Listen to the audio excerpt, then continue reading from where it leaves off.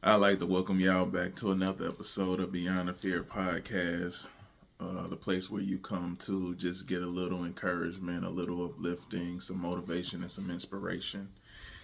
And man, this week's conversation was sparked by an interesting conversation that I've been having with a few people at work and at home. And it started from a post that I seen. I couldn't tell you, I can't remember exactly what the post said, but it was something about um, where's the understanding in relationships or something along those lines.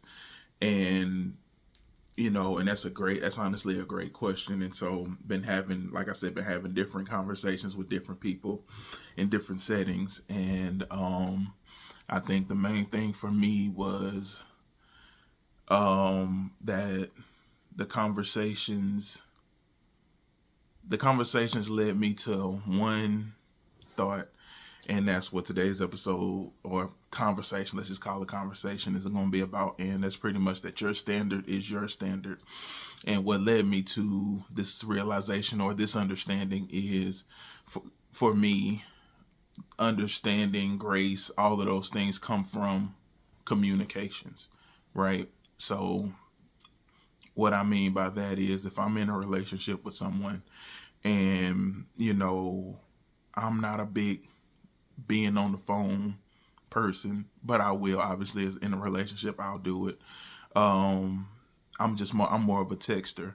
So if throughout the day I'm used to texting you, and I understand people are busy, we all got lives going on, so people won't always be able to text right back. But if I'm used to you texting within an hour or two, unless you're at work and you can't have your phone, that's different. But just regular day-to-day life, um I'm used to you texting within an hour or within 30 minutes or whatever, and us just being able to have a back and forth conversation throughout the day. And one day I just happen to text you and I don't hear back from you for like 2 or 3 days. That was pretty much kind of like what the question was, like, where's the grace, where's the understanding when it comes to things like that? And my thing has always been, my understanding and my grace in those situations comes from communication. So for example, if somebody that I'm with, something happens to their mom, or something happens with their child, or any family member, or a friend, whatever the case may be, and they're focused in on that and they're dealing with that, if you don't take the time to have a quick, communication with me, and whether that's a phone call or a text, hey, this happened, my mom just had an accident, or whatever the case. Now, we're obviously not wishing anything on anybody, but just saying as an example, hey, this just happened, my mom just went through this, my mom just had an accident, I seen you've been calling and texting, this is what's going on. So if I'm silent for a little bit, this is why. And then of course, naturally my mind is like, okay, do what you got to do. I hope my mom is well, or I hope whatever the situation is, I hope that they're well. Whoever's going through something, I hope that they're well, and just keep me updated, let me know what's going on.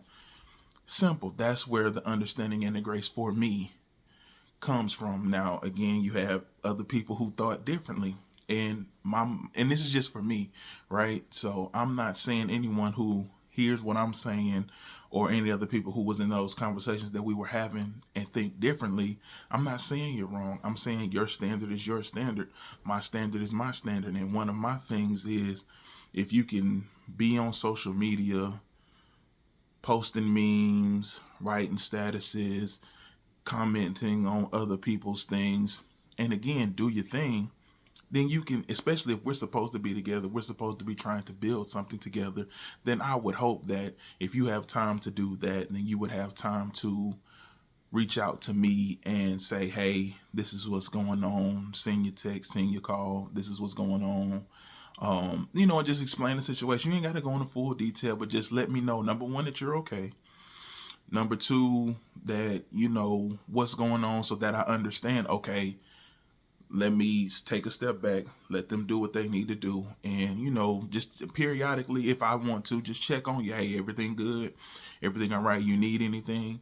You know what I'm saying? So for me, that's where the understanding and the grace comes from. It comes from communication, because the way I look at it, and again, this is just the way that I look at it, the way I look at it is, I can't read your mind. I don't know what I don't know. So if something's happening and I'm not around to see it, I'm not around to witness it, and nobody's communicating with me that something just happened, then how do I know? You know what I'm saying?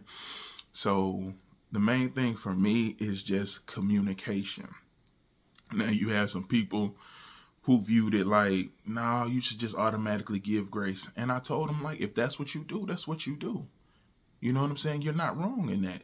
If that's how you feel, that's the way you think, that's the way you operate, you're not wrong. That's just not me. That's not who I am. Maybe I will become that way at some point in life, who knows? But for me, I'm about communicating, because if something's going on with me, I'm going to communicate that with you.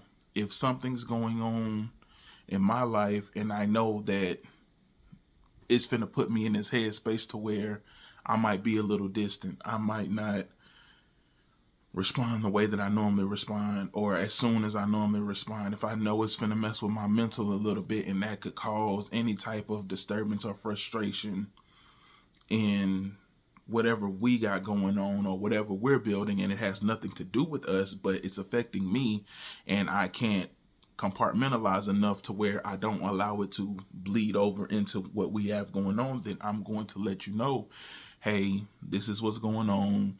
So if I'm a little distance for a while, you know what I'm saying, this is why. Or if, you know, I seem a little snappy, you know what I'm saying, first of all, I apologize, but this is why, this is what's going on, this is why I'm a little snappy, this is why, you know, I just got so much stuff going on in my head.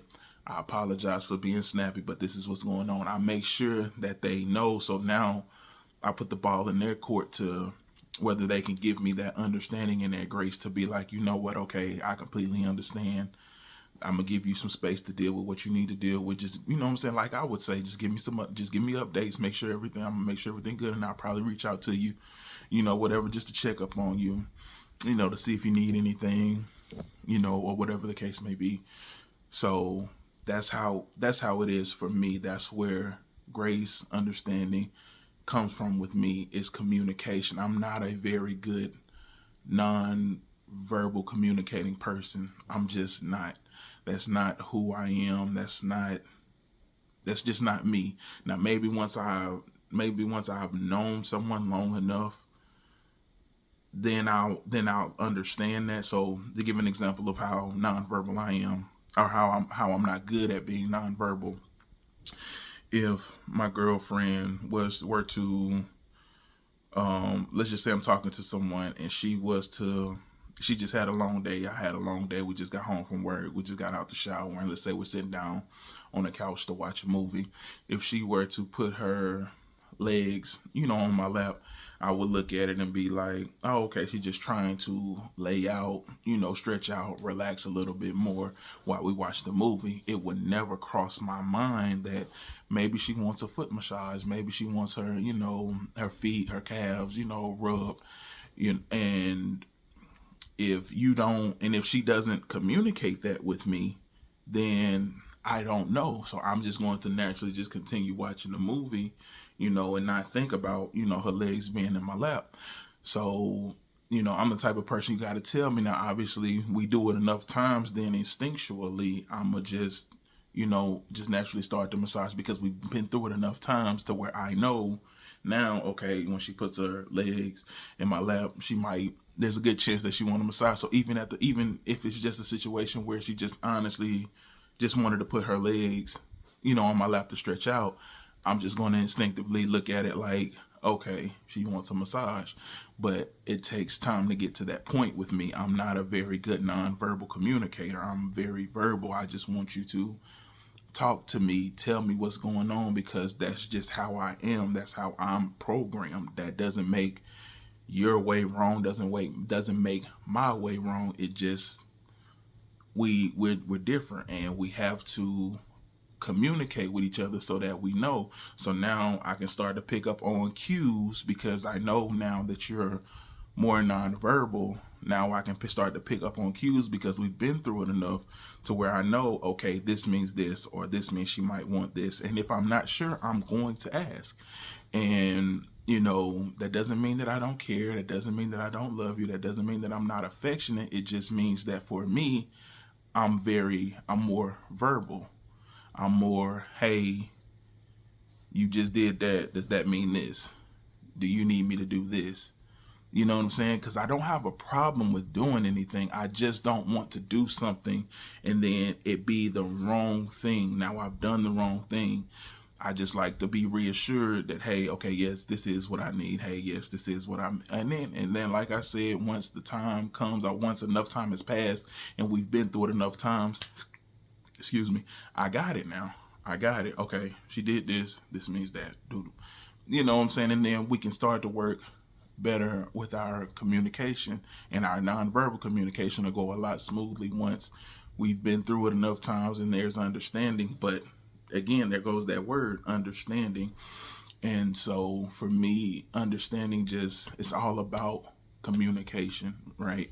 I think that's the most important thing in a relationship, is communication, because even little things, like even that scenario that I just played out, I just talked about, that could cause like a big rift in a relationship because the communication is off, or because y'all choose not to communicate. Some women, some men, some people would just do that, put the leg up, and when their partner doesn't give them a massage, they don't give enough grace or enough understanding to say, you know what I'm saying? Even if it's just something simple like, "Ooh, sure, it would be nice to get a little massage," or, just to have my feet rubbed.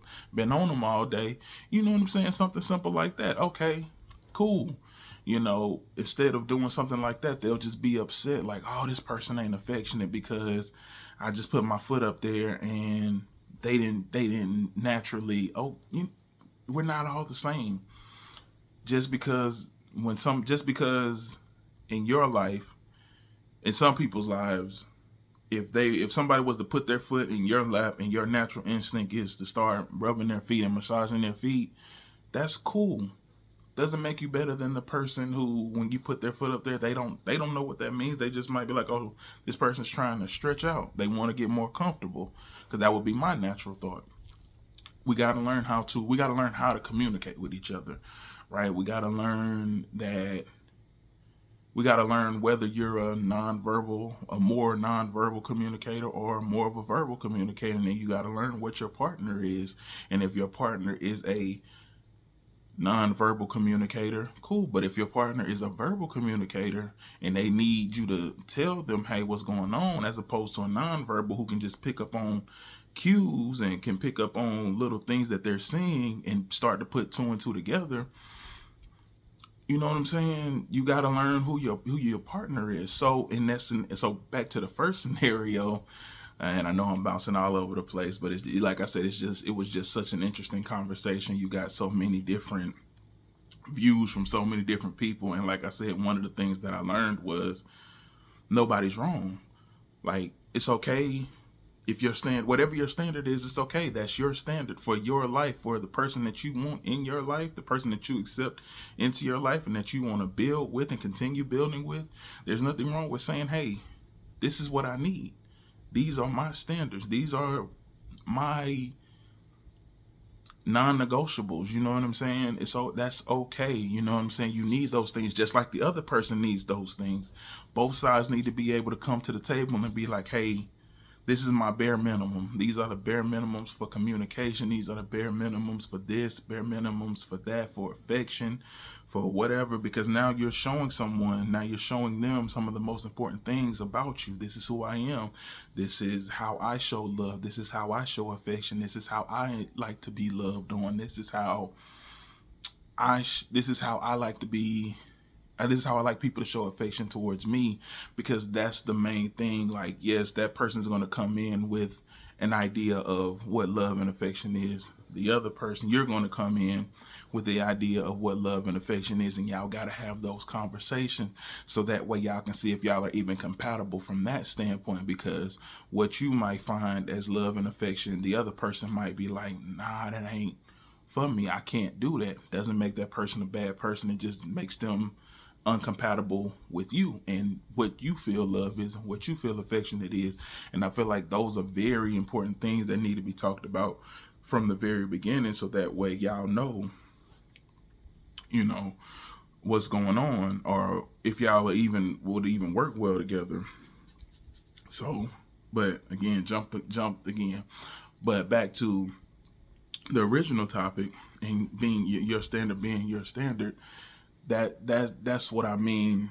That's why for me communication is just so important. So back to if you're a nonverbal person and you're texting the person and they're not responding in normal times, or if a day done went by and they haven't responded, a nonverbal person might be like, you know what, I know something's going on. I don't know what, but let me just send another text. Hey, I don't know what's going on, but let me know that you're okay, and blah blah. You know what I'm saying? Let me not say blah blah blah because I don't want to make it sound like I don't care. But let me know what's going on.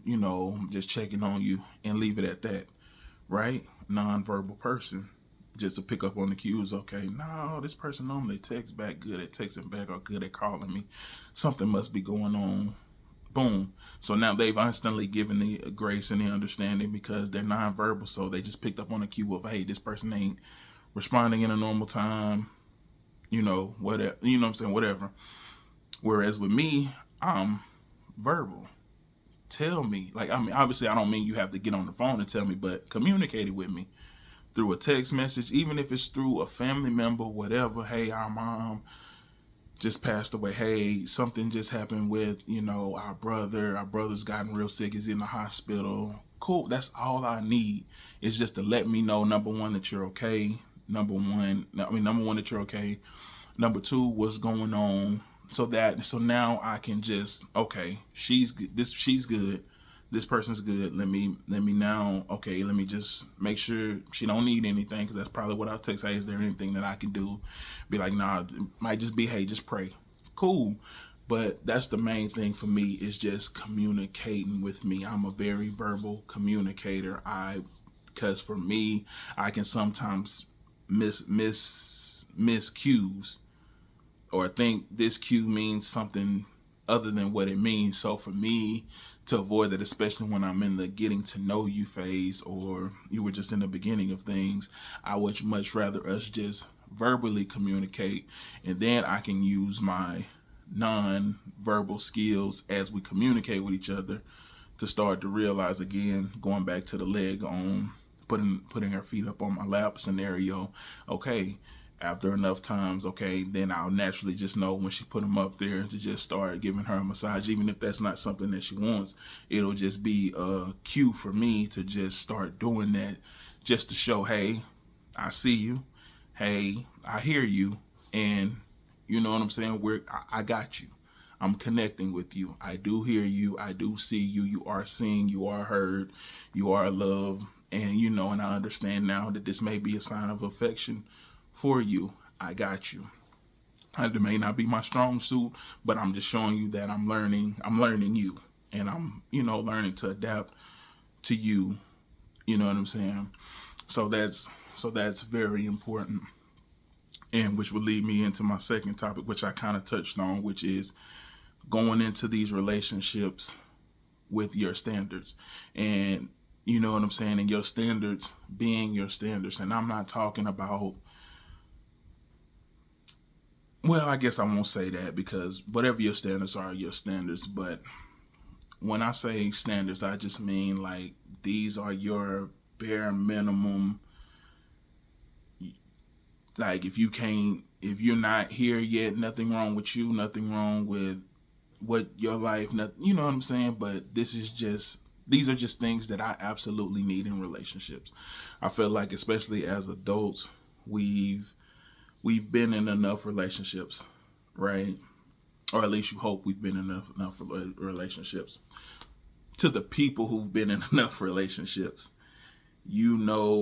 at this point, especially if you've been taking time to reflect on every single relationship that didn't work and why it didn't work on both sides, on their end and on your end, why it didn't work, and you've been fixing, or you've been working on the things on your end, whether that be attitude, your anger, your trust issues, your traumas from your past, whatever it is, as long as you've been working on the stuff on your end, And even if you haven't, you should, by the way, if you haven't started working on them, or if you're the type who doesn't even take the time to reflect on why their relationship didn't work, you need to start doing that, so that way you can start to fix your issues. Because it doesn't matter how great of a person you get, right? Doesn't matter if you get that king or that queen to finally, or to notice you and to go out with you. It doesn't matter how perfect the other, or I won't say how perfect, but how many boxes the other person checks. That doesn't matter, because if you're still the same person and you still do the same things, the same results are going to happen. Finding you a perfect person isn't going to make you perfect. Finding you a perfect person isn't going to erase your bad habits or your flaws or the things that you need to correct. The only thing that's going to do, only thing that finding that person that checks all those boxes, the only thing that's going to do is highlight what you got going on, because they're going to spot it, because they've probably been working very hard to heal from their childhoods and heal from their heartbreaks and heal from the things that they've been through. And now they see some of the same things in you that they used to see in themselves. Now they might be a caring person, a very patient person, and can point those things out to you and want you to start healing from those things. But that has to be something that you ultimately do. Nobody can force you to heal. Nobody can force you to take that look in the mirror so that you can start to grow. Nobody can force you to do that. The only thing someone can do is point it out to you, because they see it. They see in you what used to be in them. They see you doing they see you doing a lot of things that they used to do. And so they see a pattern, so they can recognize it and they can try to get you the help that you need. But please understand that finding that person who checks all those boxes does not erase your flaws, does not erase your bad habits, or the things that you know or that you need to heal from. It doesn't erase those scars and those bruises and that heartache that you went through that you try not to acknowledge. It doesn't erase any of that. All it does is shine a brighter light on it. That's all it's going to do, is put a huge spotlight on all of that. So before you go out and you find that right partner that checks all those boxes, you need to start checking off some boxes yourself. You need to make sure that you're healing. You need to make sure that you're growing. You need to make sure that you're learning. You need to make sure that, you're going through and you're checking off all these boxes, because I feel like certain things you've been in enough, especially if you've been in enough relationships, you know what's turned your partners off. You know what's pushed your partners away. Start checking those boxes off to make sure that you're good, so that when you find that person who checks off all those boxes, y'all can be, on similar levels as far as emotionally and as far as healing wise. Again, their journey isn't done, your journey isn't done, but at least y'all both can see, oh wow, this person has been putting in the work to heal. They can see, oh, that person has been putting in the work to heal, and now y'all can continue to heal separately, but y'all can also start to help each other heal even more. So again, going back to, your standard being your standard, there's nothing wrong with coming into a relationship or coming into talking to someone and saying, hey, this is what I need, right? I've been through enough relationships, and so I know affection is just big for me. So I need someone who's affectionate. Another big part of that conversation is understanding what affection means to you and being able to say, this is, when I say affection, I mean X, Y, and Z. This is what I need for affection, because again, you may be an affectionate person. This person that you're talking to may be an affectionate person, but if y'all ideas of affection are two different things, so your idea of affection may be physical contact, physical touch, a hug, a kiss, cuddling, whatever the case may be. Their idea of affection may be gifts, giving you stuff, giving you money, giving you presents, listening to you saying, oh, I need, or man, I wish I could have, and then going out and getting those things. And you may like them, but that in your mind does not equate to affection. So you love it and you appreciate it, but you might still come to the table and be like, man, you're not affectionate enough. Now this person's upset because in their mind, they're being the most affectionate because affection to them is the gifts, and they've been doing that. So how can they not then be affectionate? So these are definitely bigger, deeper conversations that need to be had. So definitely, if you know affection is a big thing for you, talk about it. But don't just talk about it. Talk about what affection means to you, like what affection looks like to you, what love looks like to you, what spending a day together, a meaningful day together, would look like for you. You know what I'm saying? Some people like to stay inside. I don't know. I was about to say rent a movie, but who rents movies anymore? Put a movie on, cook dinner together, and other people are, let's go out. I want to get out the house. I want to try this new restaurant. I want to try axe throwing for the first time, whatever the case may be. It's just something new that I want to try. It's something I haven't done before. So now there's something new that I want to try. But those are very important conversations, not just to say, hey, what the standard is, but what that standard should look like, or what that standard does look like in your mind. That's just as important, to have that conversation, not just what the standard is, but what it should look like, what love looks like for you, what caring for someone looks like for you, your version of affection, your version of whatever, your version of respect, your version of disrespect. That's another big one. That would be a big one for me. So, because for me, for example, like, don't call me the B word. That's just one thing for me that I just do not tolerate, and I won't tolerate in a relationship. And I didn't know that until my last relationship. Again, not a bad person, but just I didn't know that I don't like being called that, because I had never been called that before. But now that I do know, that's something that I just won't tolerate. So when we get into those conversations, I would tell them, okay, yeah, calling me the B word, nah, that's a non-stop. That's one of them words where, depending on where we are in a relationship or how early on in a relationship, that'll be something that'll make me go. Because that's just, for me, that's that high level of disrespect. So that will be a conversation when we start talking about the things that we don't like. That'll be one of the things that'll be high on my list. And so now, and especially if she's the type of person who will call you that naturally when she's mad. So now we know, okay, this wouldn't work. We can still be friends because obviously there's a connection there, but romantically it couldn't and wouldn't work, because there is no way in the world that I'm allowing that to just fly, because I already know what that feels like. You know what I'm saying? I've been through that, and I'm not going through that again. So, it's just simple, but also tough, and sometimes awkward conversations, but those are conversations that we need to have. So, just to wrap up this one, man, your standards are your standards. Don't lower them for anybody. That's just who you are. Your standards come from years and years of relationships, good and bad. The good things that you love, the bad things that you don't. That's just your standard. That's your bare minimum. That's just who you are. You know what I'm saying? You need to find the person who loves you for you, and, and can meet what you need. Now, obviously, I'm not saying that, life doesn't go on, and maybe things that you didn't like, you do start to like, or things that you used to like, you don't like, and, and things change, and I get that. But just be real with yourself, be true to yourself and who you are and who you want in your life. So, and, and just communicate with people, man. Even if you're nonverbal, verbal, whatever it is, communication is always key. Communication is always important in relationships. Communicate with your partners. And so, again, I want to just thank y'all for taking the time to listen, for the people listening on the podcast.